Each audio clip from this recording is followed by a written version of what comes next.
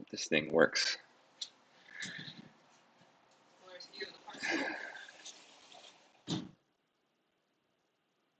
All right, guys. Good morning. Good morning. Sorry about the delay. It is 9:03 Eastern Standard Time.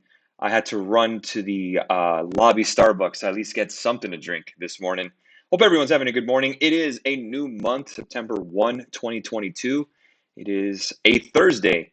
Thanks for taking the time out of your day to join me this morning and every morning at 9 a.m. Eastern Standard Time. I am your host, Carlos Garcia, founder and CEO of GAR Capital. You are on the GAR Capital YouTube channel. If you are new here and you like these videos, make sure to hit that like button. If you do like these videos, hit the subscribe button as well. Turn on the little bell notification so you don't miss any great videos that come up. I promise I will start doing more videos. Not all of them will be live. There will be some that are pre-recorded, kind of going over levels and stuff like that, all the good stuff with trading, more great things to come. I've gotten a lot of feedback regarding podcasting. We do have the podcast on Spotify and Anchor and Apple Music. Really just need more content, really just kind of things to talk about. I feel like I go over a lot on the videos and such, but again, guys, I need your help. If you guys have any subjects you would like me to talk about on a podcast or a future YouTube video, go ahead and leave a comment below. I would definitely appreciate it and get it over to our tech team so they can hook it up. All right, with all that being said, let's get to the market. If you guys remember the other day, yesterday, excuse me, we were talking about that 3,900 level. That was the level that I'm looking for. We are not there yet. We're around 3,925. I posted a chart on Instagram last night when I got home regarding the S&P 500 level of 3,900. And uh, the reason that we're watching that is this key support here. So I put 3910 as my first alert, but 3900 is my level. So really what we're looking for here is if we do get a breakdown here, again, you are now in the new channel here, the new range around 3900 to 3969, the bottom. Now, again, we've talked about this before. When it comes to support, it's not exactly a hard piece of hardwood or anything or plywood.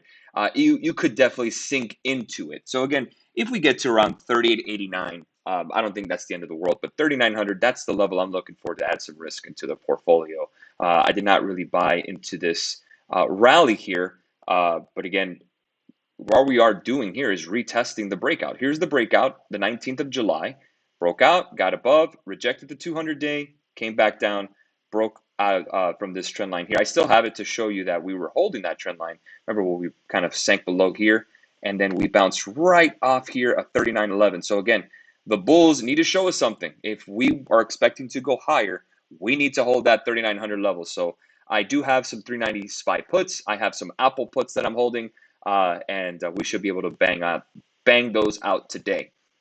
Dow futures down about 171 points, Nasdaq down about 104, S&P down 0.64, and Russell down 0.85. With the US 10-year, let's go and take a look at that.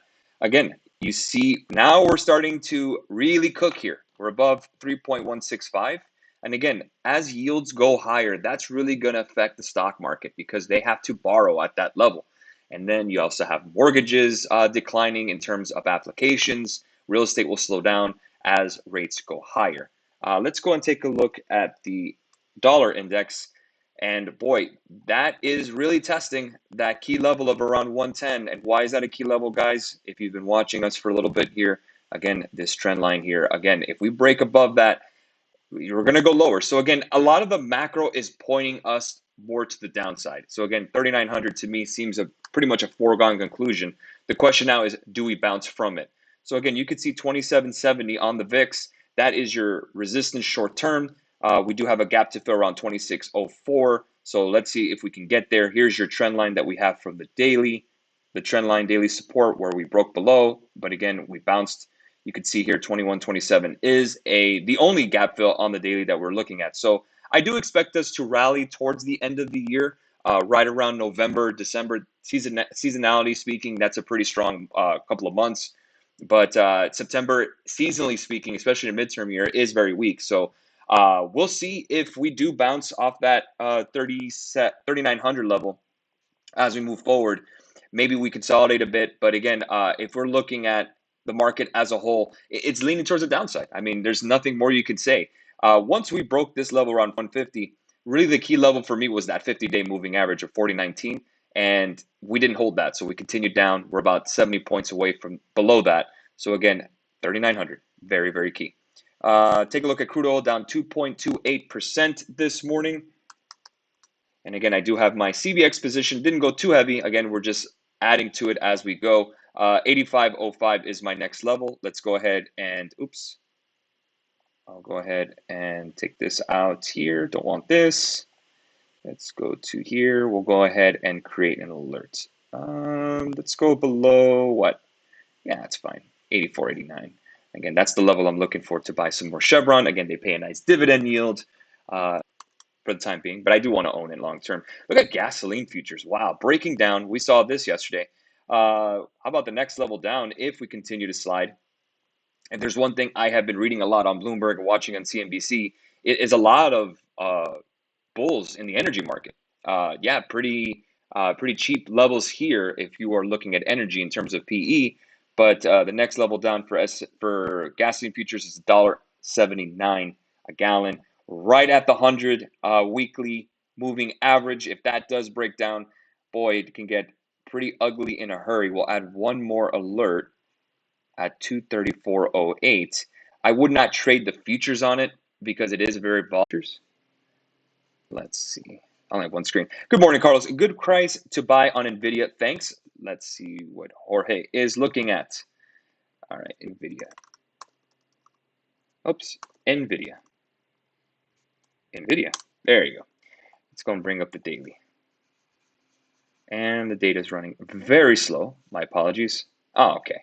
So we're in the daily on NVIDIA, pretty much a breakdown across the board. Let's go to the weekly. Level I'm looking for is right around 120.66. That's about $30 from where we are. That's slightly below the 200 week moving average. So that is what I'm looking at, 200-day on the weekly, excuse me. So let's go ahead and take a look at 120.66. That's the level I'm looking for NVIDIA. But is it better to add Google instead of Goog because it's cheaper? They're both the same. So don't beat yourself too much on which is which. Google gives you voting rights. Yep, there you go. I mean, I don't care about voting rights. Just give me the stock. And what is a good price to add Google stocks? I love Google. I buy GOOG. That's the one I have. But on SpyG, I have both. 97.79. That's my level. That is the beginning of this breakout back in February of 2021. Again, if we round trip there, it'll be 97.79. If you're looking for really big support, it's around 76.51. I highly doubt we break below 91.97. Google's just too good of a company not to own, in my opinion. Let's see. Are we headed for the yearly lows again? If so, how would you play it? Austin's asking.